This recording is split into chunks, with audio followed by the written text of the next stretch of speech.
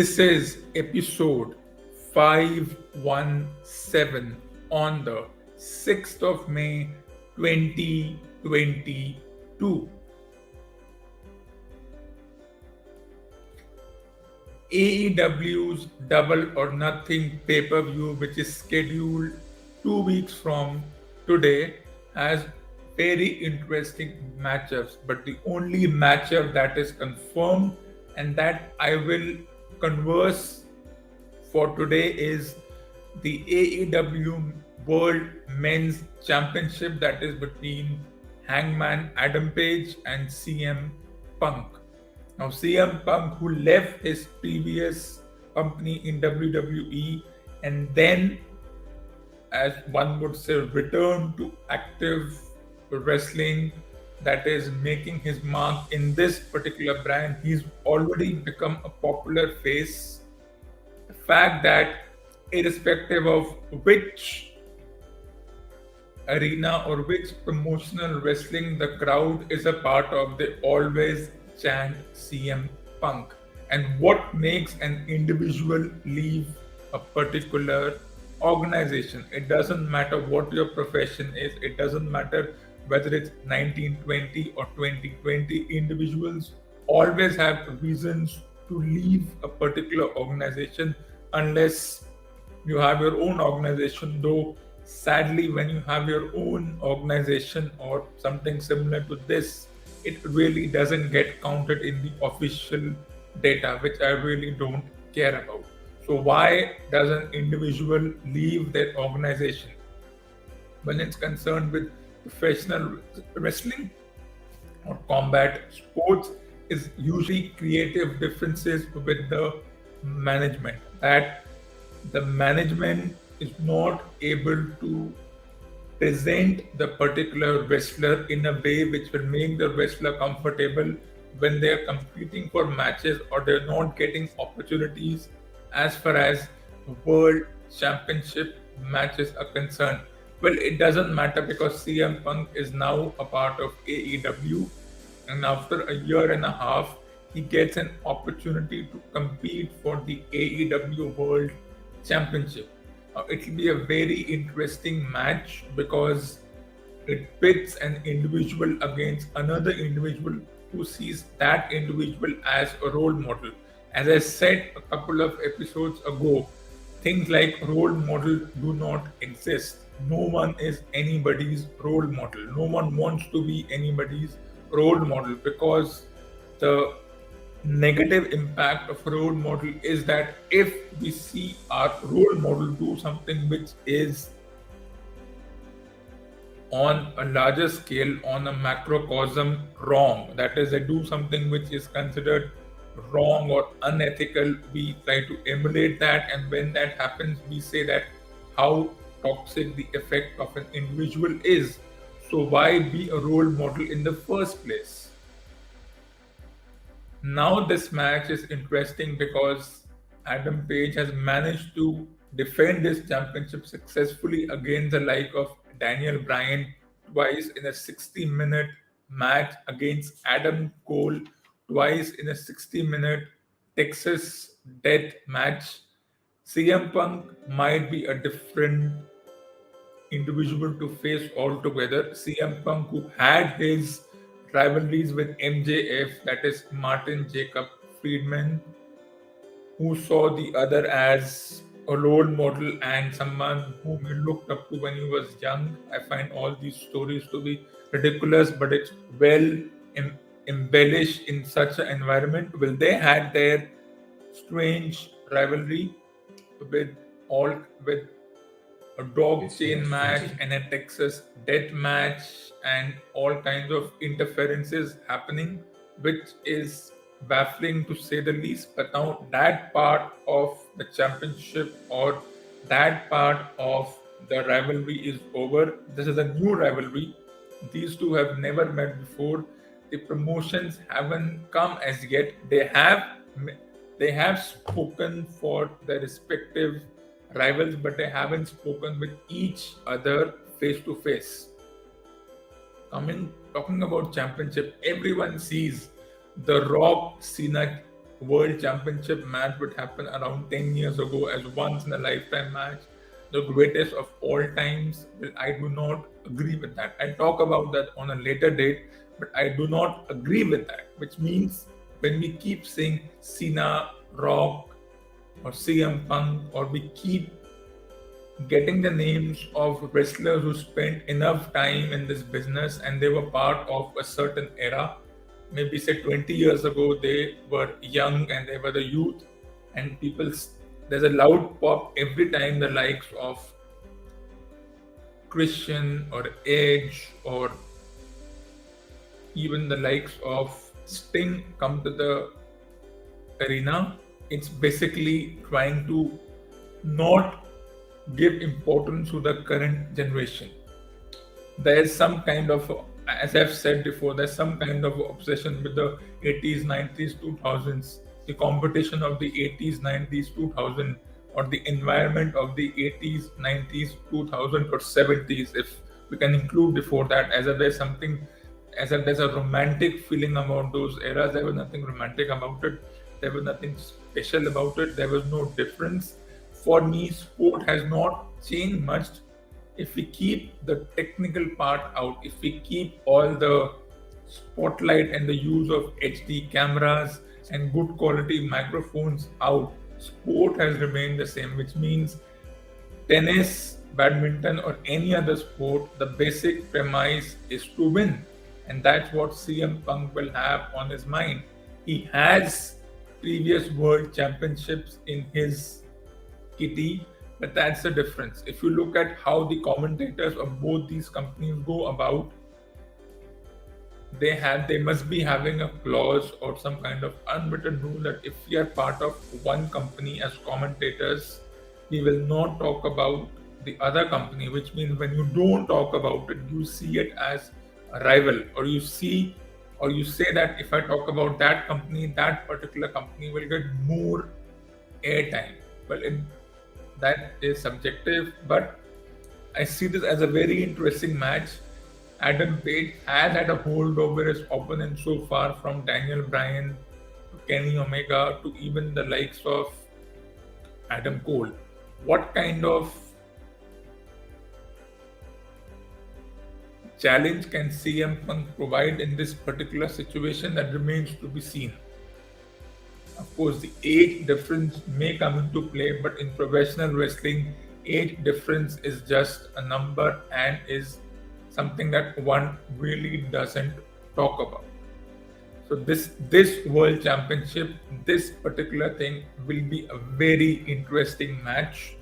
Who has the upper hand, one doesn't know. It could be a 60-minute match, but in regular combat wrestling rules. So what are the regular combat wrestling rules? First wrestler to gain pinfall or submission or tap out their opponents, that is through submission or count out, will win the championship, which means Adam Page will retain the championship if he manages to either beat Punk through pinfall, he has a patent move, or through submission when Punk taps out, or sometimes wrestlers, those who are champions, knowing that there is a champion's advantage, count themselves out. So that would not be the ethical kind of a way, but in such things, ethics goes out the window when you have to win championships. So I'll talk more about this particular match. Will it get that kind of traction as other matches have got? Well, that depends how AEW wants to promote this. Like WWE went on a spree trying to promote, trying to say it's a once in a lifetime match. I disagree. The whole Rock Cena once in a lifetime match, I completely disagree, because there have been matches more interesting than that, and there will be matches which are more competitive and less emotional than the Rock Cena emotional baggage which was given to it only because Rock took a hiatus of 7 years and then challenged Cena for a world championship opportunity. We'll talk more on this particular match and other matches to follow. Let's look at the state of the other championship. Now with Rajasthan, Gujarat, and Hyderabad losing their respective matches, the table has become very, very crowded as it was expected to become. It happens every year. Now the situation is such that when Delhi beat Hyderabad yesterday, they went to 12 points, 10 points rather. When Bangalore beat Chennai the day before, they went to 12 points. Calcutta find themselves on 8 points and Punjab find themselves on 10 points. Gujarat lost its first match after 8 matches. And everyone got all emotional because you lose one match and what do you see written in the pseudo media? They would want to go back to winning ways. Losing one match and then using terms like going back to winning ways. How does that work? I don't know. One match doesn't constitute something, and this tournament is just for fun. If you win, good. This tournament has no kind of impact on any player, and that is why when I see articles written that Kohli is not able to make runs, he's striking at a strike rate of 150, 120. I don't think it makes a difference. Kohli knows this tournament is for fun. He may have spent 15 years with Bangalore, but it doesn't really make a difference. Because if he starts making runs, which means he will expend all energy, and when the time will come for the national team, he will say, I need a break. That's the difference. If he says after this tournament is over, whether Bangalore wins the championship or not, if he tells the national selectors, I need a break from the national team, the selectors might just give him that leverage. No Indian player worth his salt and contracted by the team and given the status of MVP, especially in this tournament, can afford to even take a break for one match unless, of course, they are injured or there is a genuine reason. So the likes of Kohli, Rohit, Jadeja, and all the players who are going to be an essential part of the national team for the next 5-6 months, unless something happens in terms of injury or some other reason, personal reason, or they get the flu, they cannot afford to rest one match. Include Pant in that also. If tomorrow Kohli, Rohit, Jadeja, Pant, Bhuvneshwar Kumar, and the likes are rested from their respective teams, it will become a huge talking point because even if they are taking a break for one match, it will be seen as good as being dropped from the team. That's how the unforgiving media and the commentators see this as skipping one match and then seeing it as being dropped as a skipping one match is the end of the world, but it's seen as the end of the world. I disagree with that.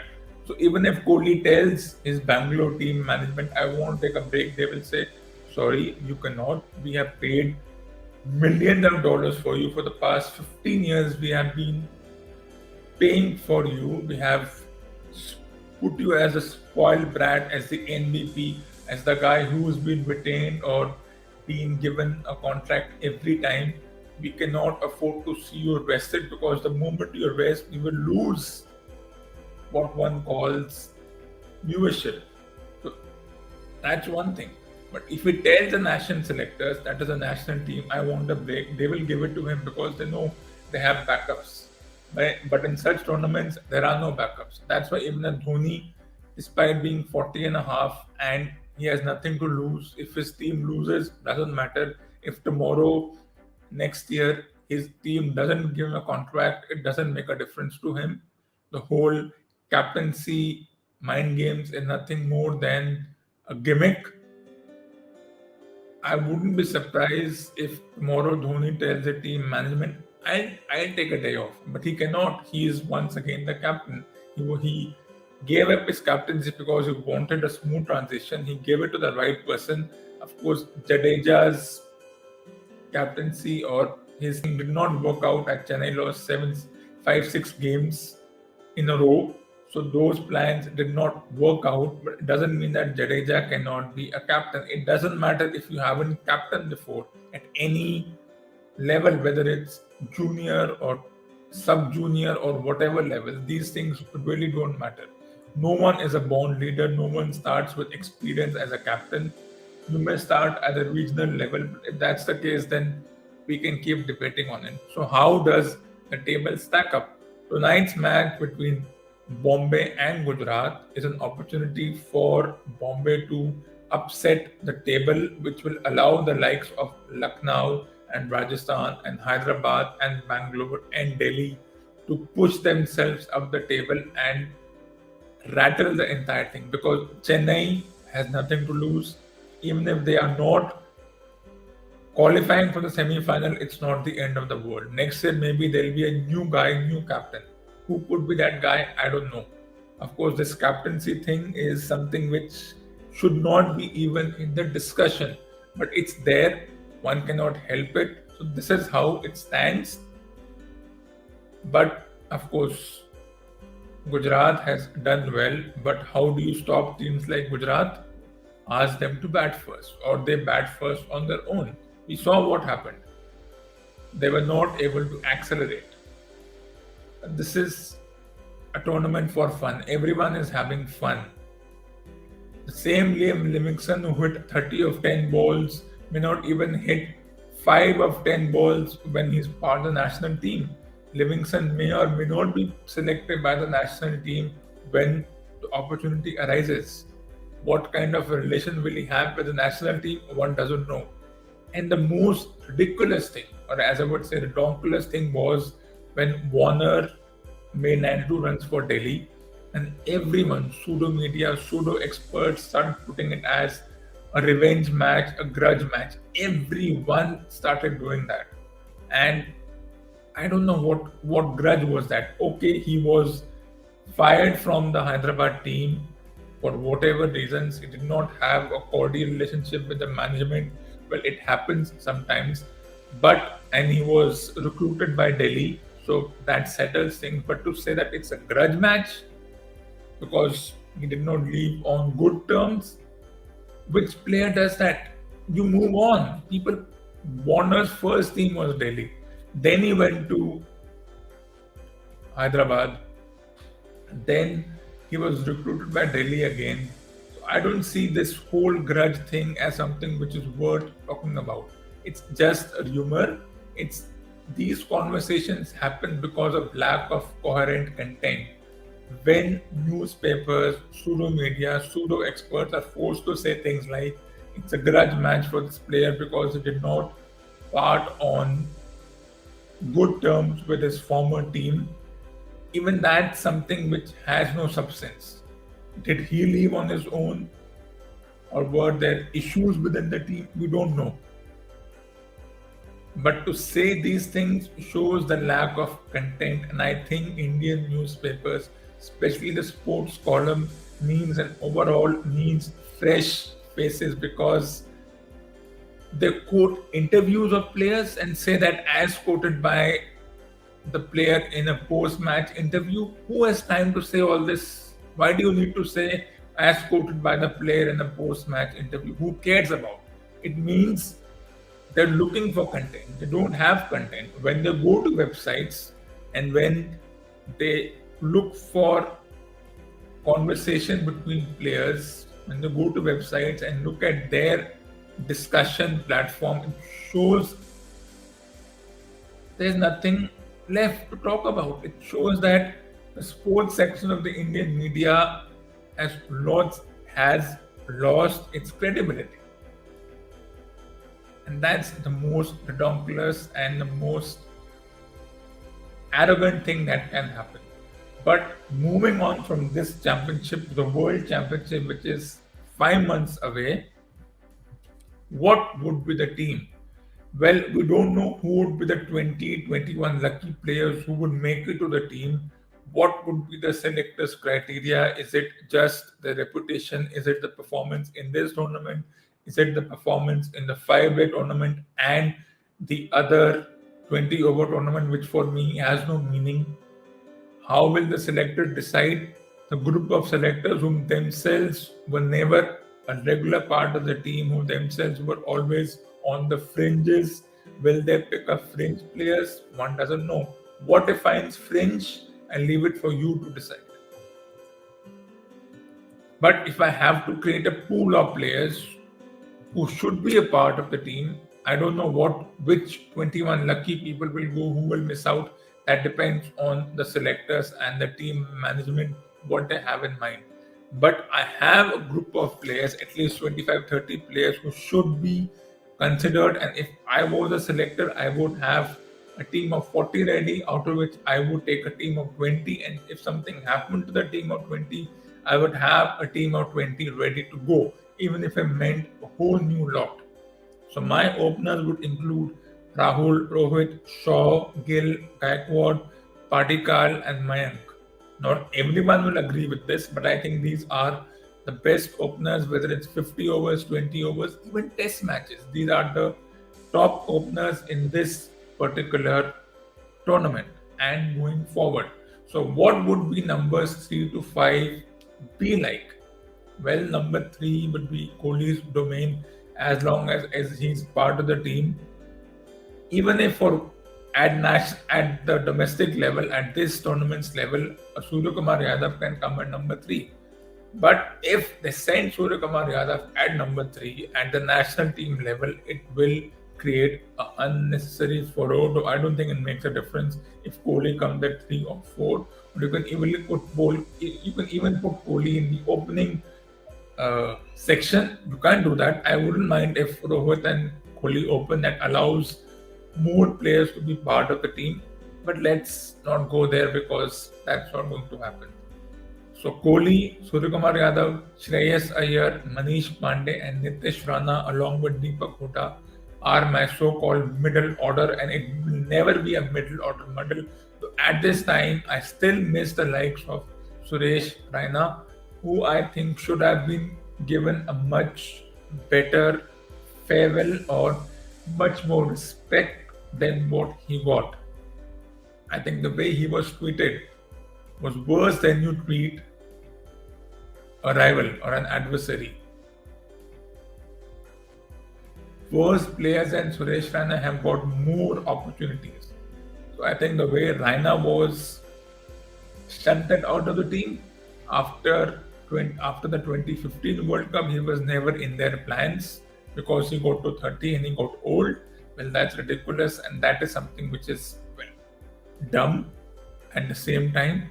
So for me, well, Raina is not there, so there's Kohli, Sky, Shreyas Iyer, Manish Pandey, and Nitish Rana are my so-called middle order muddle. Depends who gets a chance. Who would be my all-rounders? Now, my all-rounders would include the likes of Jadeja, Akshar, Ashwin, Sundar, and Kunal Pandya as the spinning all-rounders, though not everyone would agree, and even Tewatia as the spinning all-rounders, though a certain Rahul Tewatia does not exactly bowl, but doesn't matter. He's in my all-rounder category. And Hardik Pandya, Shivam Dubey, and Venkatesh Iyer are my fast bowling all-rounders. So a very good pool of all-rounders. I would even put at least Jadeja, Akshar, Ashwin, Sundar, Pandya, that is Hardik Pandya, and Venkatesh Iyer in the test all-rounders. Moving on to the wicket keepers, right now we have 3 young keepers relatively and 1 experienced keeper who wants to be part of the national team because he is, as they say, finishing games off for his Bangalore team. Someone who has played for 3-4 different teams. He's had his own captaincy issues. So Pant, Ishan Kishan, Sanju Samson, and Dinesh Karthik, the 4 keepers. You can add Rahul to it if needed as the 5th keeper, but Rahul won't be keeping when you have 4 very good keepers. So these are my wicket keepers for that team. Moving on, who would be my fast bowlers? Now it's a long list. Some of them,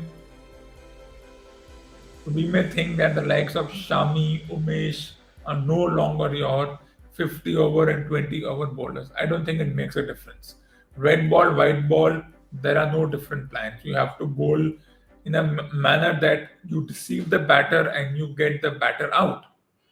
So for me, Shami, Bumrah, Umesh, Umran Malik, Arshdeep, Sakaria, Bhuvi, Mukesh Chaudhary, Avesh Khan, Harshad Patel, Kuldeep Sen, Siraj, Karthik Tyagi, Kamlesh Nagarkoti, and Shivam Mavi are my fast bowlers who should at least three or four out of them should be there, and we should keep the others as backup. You never know, injury happens, somebody gets the infection. People will get the infection despite all the harsh quarantine rules that will come into play. And being Australia, their quarantine rules will be as harsh as our neighboring country to the north. You never know. Spinners, for now, four spinners are doing the job. Not everyone will get a chance, but Kuldeep, Chahal, Rahul Chahar, and Bishnoi. And then, of course, you have the spinning all rounders in Jadeja, Akshar, Ashwin Sundar, and Kunal Pandya. So, enough spinning options. If there are any more, you can tell me. But this is my team. This is what one calls the team I would choose, out of which the 20 would be selected, or this is my team I would choose, or I would give these individuals an opportunity before the World Cup in those so-called 15, 16 bilateral matches that India might play to prepare for the World Cup. 16 matches plus 15 matches here, 30 matches, more than enough. But nothing is ever enough. The world is not enough. You may practice 100 times, yet you feel you missed out on something. You always feel that. But this is my team. If anyone has anything to add, please let me know. But I'm not going to deviate from these individuals. We can add more, but I'm not deleting the ones I have already picked. I don't know what the selectors have in mind. Selectors always have a weird philosophy. Whatever they have in mind, they have in mind.